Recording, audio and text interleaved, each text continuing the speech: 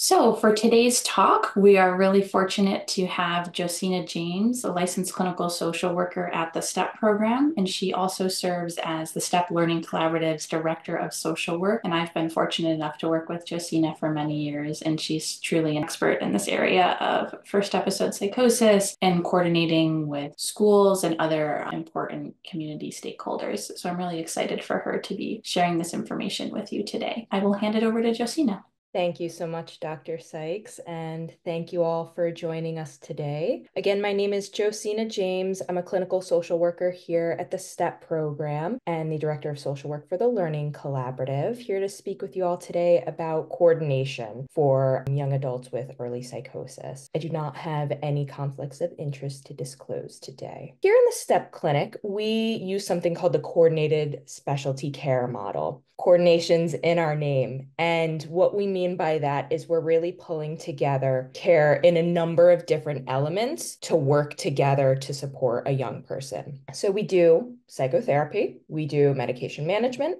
we do support for employment and educational goals, we do ongoing assessment and evaluation, we do family support and education, and we do coordination with community support. Now, I want to make sure I'm clear that most of you are probably not coming from a coordinated specialty care team. If you are, that's exciting, but many folks are not. So this might look a little bit different for what you're doing as compared to what we're doing. I do just want to give like a little bit of an overview about what we do specifically at STEP and some elements that hopefully you all can bring back to care within your teams. So we'll be talking a bit today about coordination within a care team, with a patient and with their family member, with outside community supports, and then with case management providers as well. So when I say coordination, what do I mean? Let's consult our good friend Merriam-Webster. So it's the process of organizing people or groups so they work together properly and well. When we're talking about care for young adults with early psychosis, we think about it as communicating with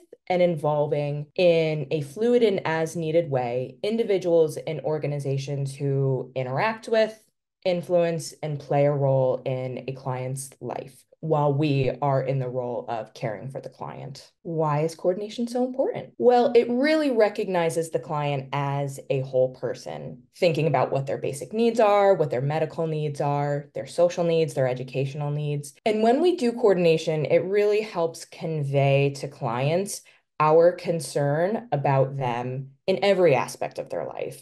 And ultimately, this helps us really build that alliance and our relationship with them. And it also indicates that we want to support their identified recovery goals. It demonstrates our alignment with them around these goals, and it's often an entry point for engaging with them. So when folks come to care with us, they may not readily endorse that they are seeing us for psychosis or even feel like that is a label that accurately defines what they're going through.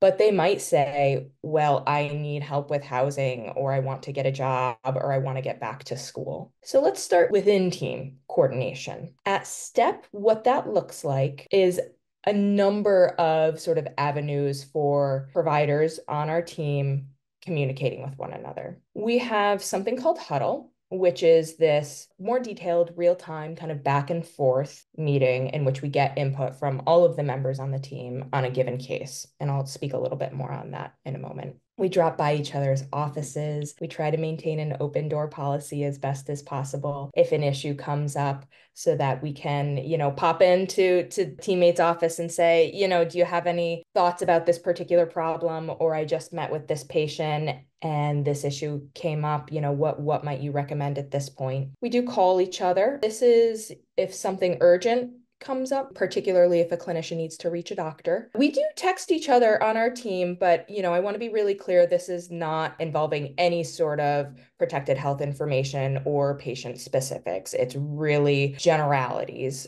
Are you going to be able to make it to that meeting at 12 o'clock? It can just be a way to make sure that we're kind of, staying in contact with each other through the day. And then, of course, email. Again, I think really important to make sure we are not using PHI. We're making sure we're sending the email to the correct person, and that it is sort of limited in detail. So to say a little bit more about Huddle, again, this is our daily morning meeting, and it's really an efficient way of communicating amongst the team, issues regarding clinical care and coordination that might come up for the day. It's fairly structured, and again, it's a good way for us to communicate and strategize together about managing whatever needs we anticipate might be coming up for the day, and to make sure that we've got a plan around that, to make sure that everyone on the team is sort of on the same page about what hot button issues people need to attend to for the day. So we usually start with clients who are in the hospital or in the emergency room, in an observation unit,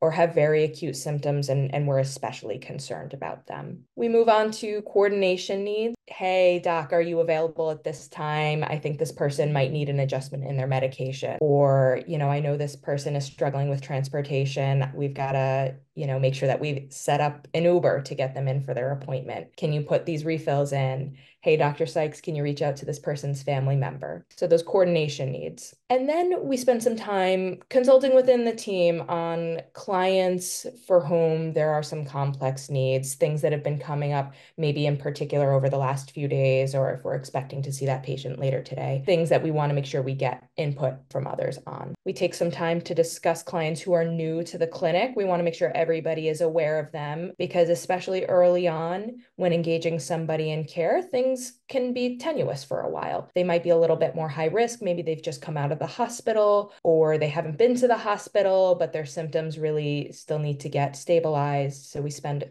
a good bit of time discussing new clients. We spend some time talking about administrative things, if there's anything the team needs to be generally aware of. We do want to make sure we take a bit of time to talk about clients who are not engaging. Maybe we haven't seen them or heard from them in several weeks, or even a month or more. And is that somebody we need to do a mobile on? Have we gotten collateral from a family member that there's some concerning behavior going on and we know this person hasn't been engaging? Do we need to send a mobile out that day? Definitely important to make time for things that are going well. It can be very easy to focus on clients who aren't doing well, things that are not going well. In a clinic, we want to make sure to make time for talking about successes for a client. This person just got into this school, this person just got a job, and also in service of kind of maintaining some team cohesion, really making sure that we're checking in with each other too. How are we doing today as a team? Now let's take a little bit of time to talk about coordinating with families. Always make sure that if you're working with a client who is 18 years or older, that you've received their permission to do this. And I should say that this is not just for families, but with coordinating with anyone. If you have a client who is of any age, 18 years and older, make sure you get it from them. If they are 16, 17 years, make sure that you're getting that permission from parents and assent from the younger client as well. When I am working with a client, I like to do an introductory phone call, and I will let my clients know that I'm going to do this, where I will reach out to the identified significant other in the family, whether that's mom, dad, grandma, grandpa, aunt, partner. I let that person know my name, my contact info, the best way to reach me, specifics around numbers to call during business hours, after hours. I give them an idea of what we kind of do in our clinic. And most importantly, I like to make sure to give them some space if they have any initial questions, concerns that they want fielded. When clients are new to care, family are often stuck with a lot of questions, a lot of ideas swirling around their brain, and this upfront phone call can do a lot to alleviate some of that initial worry that they might be having. Perhaps they've had negative encounters with healthcare providers in the past, and just reaching out,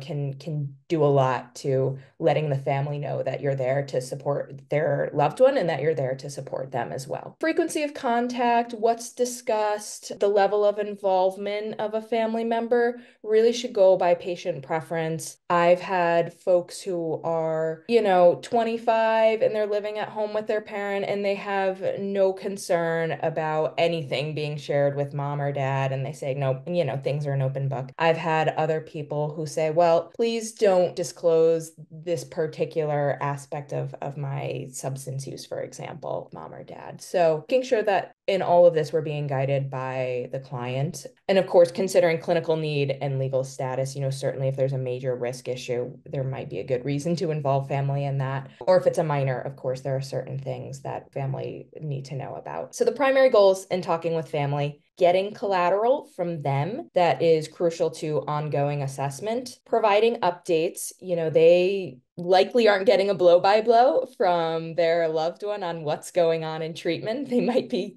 left questioning like what just happened in that hour meeting while you were in that person's office. So sometimes just updating them, things are going well. Jack is really making strides on developing some coping skills, or Jack shared with us that, their anxiety's been a little bit higher, so we're making some tweaks to their medications in this way. Giving them some updates. And again, throughout your communication with them, giving them space to ask questions, to share worries, concerns, offering support, and making sure that you're giving them some education about psychosis, what their loved one is going through. Even brief periodic contact with family goes a long way. It really can be hugely helpful for families just to know that there's somebody there that they can call as needed. Even if you're only speaking with them for 5 minutes, every 3 months, just letting them know that you're there to field issues really can go a long way towards helping the family and ultimately towards helping the client, because we know that when families are supported, and we know that when families have a space where they can ask questions, where they can get education, that can help empower the family members and reduce their worry at home, which can also help lower the temperature a little bit at home and reduce some stress in the home environment. Again, it's really important to make sure that we're being transparent with our client, particularly if they're over the age of 18. So if I've spoken with somebody's parent, I'll usually let them know in my next meeting, just wanted to update you. I spoke with mom on the phone for a few minutes the other day just to answer some questions, or I shared with her the medication changes that we've made. So let's spend a few minutes talking about coordination with other providers. A lot of this will be coordinating with other mental health providers. Perhaps there's no prescriber in your agency and you're working with somebody who's on a medication, but their prescriber is in a private practice somewhere. Perhaps you're working with somebody who engages with crisis services on occasion, maybe mobile crisis. Perhaps they're in the ER, or they've had symptoms flare up to the degree that they need an inpatient admission, or they're discharged from inpatient and they're referred to an IOP program. Those might be some common mental health providers you find yourself coordinating with. It's really helpful to have some contact with these folks to make sure that you're in alignment on assessment, concerns, diagnosis, risk, medications, discharge planning. You don't want to find yourself in the position of treating somebody for psychosis and then speaking with an inpatient provider when this person's about to be discharged and they haven't seen any psychosis, or they're thinking that it is in fact bipolar disorder, for example. You want to make sure that you get that collateral from them and that you're sharing your collateral back to them so that you can be on the same page. And again, a lot of this mental health to mental health provider coordination will be with emergency rooms, inpatient teams, crisis teams, because there does tend to be, some flare-ups. And it's also really important to make sure that you're sharing concerns if somebody is in the hospital about the things that may have contributed to them presenting. And you may need to reiterate that from the emergency room provider to the inpatient provider. It doesn't always transfer, unfortunately. Sometimes patients go to the emergency room and they say nothing's wrong, mom and dad brought them there, but the client maybe can't say too much about why they're there. Perhaps you've had concerns for several weeks and there are things that just aren't being shared. You want to make sure that that information gets back to the providers. Also often helpful to let them know what things have worked, what things haven't worked, and to feel free to give your input on discharge planning. Usually inpatient providers welcome that because we are the ones receiving these folks back into care post-discharge. Primary care is also very important to be coordinating with, particularly around medication issues or if a medical concern arises. There have been times, in our clinic, for example, when a primary care person hasn't been aware of a psychosis diagnosis. And it can just help to make sure that they've got that context, particularly if somebody is taking an antipsychotic, for example, because there can be some interactions between particular medications and antipsychotics. So always just helpful to make sure PCPs have that information. And, weight gain is a thing that can happen with certain antipsychotics for certain clients. And primary care can be really helpful in, assisting with weight management and preventing weight gain. So we often like to include primary care for that purpose as well. For our female clients, coordinating with their OBGYNs is really important if there are certain birth control options that we need to make sure we're considering or not considering, and making sure that we are coordinating with the OBGYN around risks and benefits if we have a female client who's trying to conceive or they're pregnant or they're breastfeeding, making sure that we're coordinating with the OBGYN around that. And then specialty care, this could be neurology, this could be ENT, it really runs the gamut. Visiting nurses are very helpful in coordinating with. They do a lot of boots on the ground legwork for us. And, we really want to make sure we're coordinating and partnering with them. They can help us keep tabs on the consistency that somebody is taking their medication. If there are certain med questions or concerns that maybe the client has that just they aren't able to voice to us for whatever reason. Visiting nurses can be great for keeping an eye on mental status between sessions, collateral on issues at home that maybe we're not hearing about from the client. They can help check vitals and weights between times we're seeing folks in the office, which can be really important, especially if we're concerned about something like weight gain. And they can even give injections at home, which that's been really a lifesaver for us on a number of occasions where if somebody just isn't able to make it in for a particular reason, we can make sure that that visiting nurse gives that person their injection at home. And folks really tend to like that. Let's transition to coordination with community supports. There are a lot of case management areas for this population that we might find ourselves coming into contact with. Perhaps they're in a jail diversion program. Perhaps they have a probation officer. Maybe they have some court appearances coming up. They've got a lawyer. It's really important to make sure that we, as their providers, are advocating on our clients' behalf in these arenas. Perhaps we need to let folks in the legal department know how we think symptoms might have contributed to legal involvement and what we're doing on our end treatment-wise to help that person. We want to really be careful to stay aligned with the client and reassure the client on why we're involved legally. And we don't typically do this, again, unless the client has asked us to. So we want to make sure we're really clear with them that we are there to support them, not to act as an extension of or an enforcer for the courts, right? We don't want our clients to think that we are there playing a gotcha game, trying to get them in trouble, giving negative feedback to courts. We want them to stay in treatment with us. We want them to trust us. We don't want them to think that we are in opposition to them in any way. Another common case management area is with transportation. It can be really hard for folks to come into appointments, and sometimes we need to spend a lot of time up front when we're engaging somebody thinking about what some barriers to coming into appointments might be and workarounds for that. Maybe we need to help set up a med cap for them. Maybe we need to help them get bus passes. Maybe we need to help them think about what are the bus lines and where's the nearest bus stop to their house and what would that look like getting from their house on the bus to our house, to our office. Perhaps we want to think about ways they might be able to obtain a bike. I know at CMHC, we're very lucky to be able to have a bike program where we can help folks get refurbished bikes. And we've had a number of people do that and use that as transportation to appointments. Perhaps we want to think with folks about whether telehealth might be an option. I know that that's not something that everybody is able to do in their particular agency, but for people who have transportation issues is sometimes a helpful way to circumvent issues getting into the office. Another case management area are with benefits, insurance, disability. People often need some guidance and some support on the process for enrolling or re-enrolling in insurance, especially if they have Husky, applying for disability, Saga Cash, that can be a big one.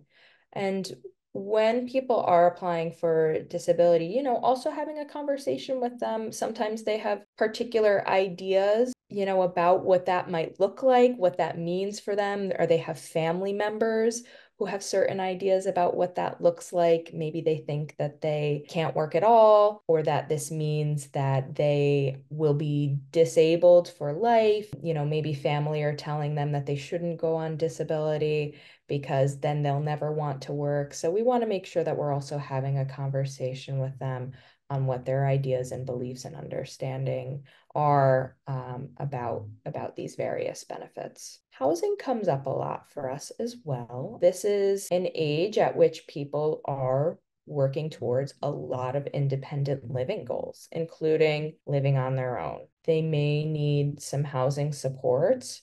Perhaps they need help developing particular independent living skills within the home. Maybe they need a little support on learning how to go grocery shopping or learning how to cook or keep the house clean. They might need a period of time at a crisis and respite shelter, or they might even just request letters of support for an emotional support animal. There are some trainings as well through DEMIS, for example, writing these letters. It's a small thing, but it can really do a lot to help support your client. Food insecurity also comes up. So helping somebody locate local pantries, soup kitchens, the hours of those soup kitchens, perhaps meal delivery services, and getting them enrolled in SNAP as well, if that's a benefit that they need. Accessing technology. I don't think any of us can get by these days without at least having a cell phone and generally a smartphone, and that's true for our clients as well. Life is very difficult to navigate for anyone without connection to the internet, Wi-Fi,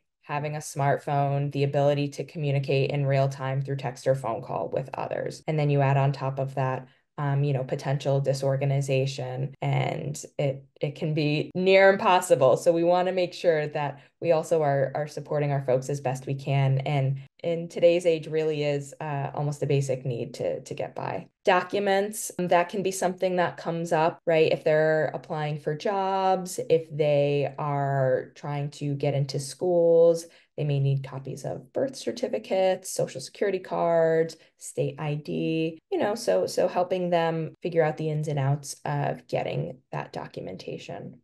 I'm going to pivot now to coordination with schools. This is going to be a little bit of a lengthier section, but I think a really important one.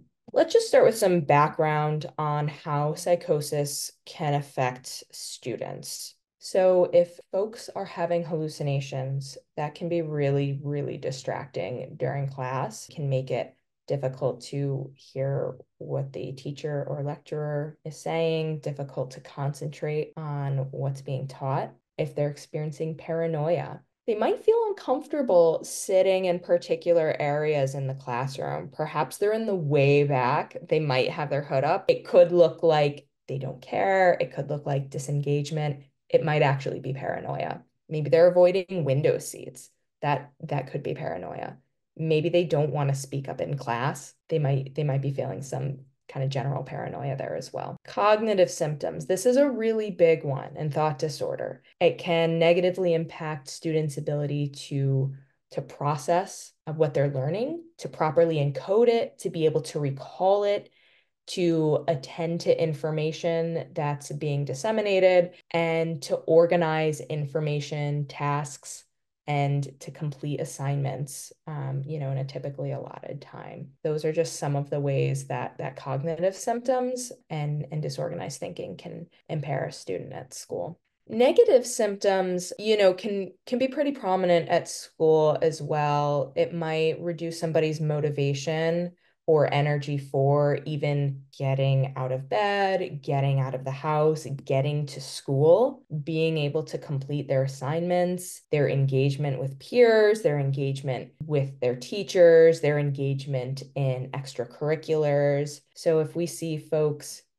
withdrawing, isolating from peers, not participating in class, a drop in grades. Those can all be signs in the school environment of psychosis impacting their functioning there. When we're coordinating with schools, one of the goals we really want to focus on is ensuring that that the student or our client has the supports that they need to maintain or to improve their academic and their social functioning and to minimize the impact of symptoms on those functional domains. This will often require advocacy on our part and psychoed from the clinician and from the parent or guardian as well. Often a student's needs are best met via some formal supports like a 504 plan or an individualized educational plan. It's also known as an IEP. It's important to note that these accommodations might not actually be provided in private schools, so just do be aware of that. We want to make sure, as with coordination with, many of the other individuals in our patients and clients' lives, that we are providing and obtaining the relevant collateral. So if there are concerns that a student has or that a parent's having about the school that might be difficult for them to communicate back to the school, we can be sort of a conduit for doing that on their behalf. If there are certain clinical concerns that the school should be aware of, for example, if there's a worsening of symptoms that might require some additional supports, maybe extra meetings with us that requires the student to miss school a little bit more, if there's an increase in risk concerns, an increase in stress at home, or certainly if the client is in the hospital, we want to make sure that the school knows that so that the student isn't penalized. If we've developed a safety plan with our client, that can be really helpful to share with the school in case, certain risk issues come up while the student is there. If there are coping skills that the student has identified as being useful, we want to make sure that we get that back to the school as well. If there are changes in medications that we anticipate could potentially affect a student's behavior at school or their performance. Maybe they're going to be a little bit sleepier during class for a short period of time. Maybe they might have a little more trouble waking up in the morning. Those are things we want to make sure that the school is aware of. Again, ultimately, this is all in service of making sure that the student is not sort of held accountable for what might look like to the school as, poor behavior. If there are concerns that the school is having that the clinician isn't aware of, we want to make sure that we're getting that from the school. We might have our client come in and tell us that things are going well, and then we speak with the school social worker who says actually they're failing 4 of their 5 classes. That could be something that we want to know about because potentially it may be at least partially due to some impact from symptoms. If somebody's symptomatic in class, we want to know about that. If there are certain risk issues coming up at school, we want to know about that. And sharing positive feedback with the school. If there's an intervention, our client has come to us and said, my school social worker did this with me and it was super helpful. I really appreciated it. It got me through that day. Great. We want to make sure that they hear that from us. And then we might, be called to participate in school meetings. And if we're not, we should advocate for being invited to participating in 504 planning meetings or PPT meetings. We will likely, again, have to do a lot of psychoed with schools. It's not common that staff in the educational realm have a lot of mental health literacy. So it's part of our job to make sure that we're giving them some. We want to make sure we're, again, with permission from the student and their parent, if under 18, that we are giving them some info about diagnosis, symptoms, what that looks like, how it might look for the student at school, some medications, how that might be impacting the student, if there are certain school-related triggers or stressors, and the impact on the student. Treatment goals and interventions that we are working on, on our side, clinic in the office. Schools often want to know about that so that they can do their part while the student is at school to try to reinforce that. Also making sure we're helping the school set appropriate expectations for the student. So if somebody is fairly symptomatic, or maybe they've just come out of the hospital, not reasonable for the school to expect them to be caught up on all the schoolwork that they've missed in the last week and a half in 2 days. On the flip side, we also don't want the school to have unreasonably low expectations on the client either, right? We definitely want to make sure that we're encouraging the client's functioning at school. There also will likely need to be some debunking of myths about psychosis. Folks at schools usually do not have tons of mental health literacy, and they may think psychosis means that somebody is a danger, that it means they have split personality or multiple personalities, that it means that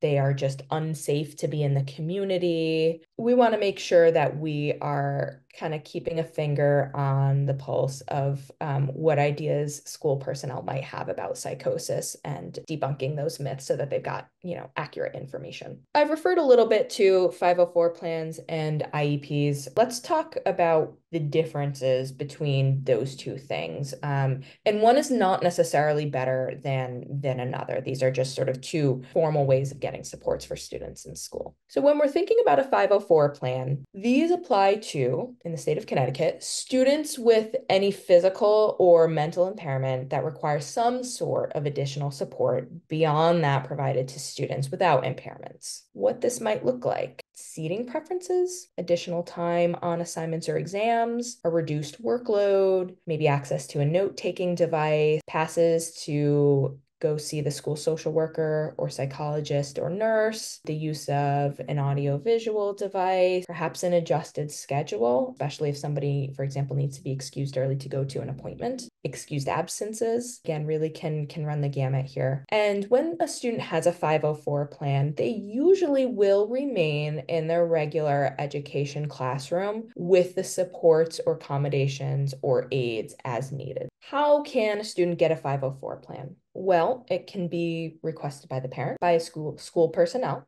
by a clinician. And a 504 team meeting will involve all kinds of key players. So the student, their parent, they often will invite us. If not, we should ask to be invited. Other teachers at the school, somebody from the special ed department, a board of ed member. And then there is a discussion about what accommodations might make sense for this person. And then an annual review by the 504 team on whether things are working, whether there need to be some kind of change. Now, an individualized educational plan, also known as an IEP. This is a legal document which schools are legally obligated to abide by once one has been instituted. So this applies to any student who has difficulty learning and functioning because of a disability. And just a note here, 504 plans and IEPs, they can be started as young as kindergarten, right? Or at any point in somebody's schooling. And we tend to see these more in secondary ed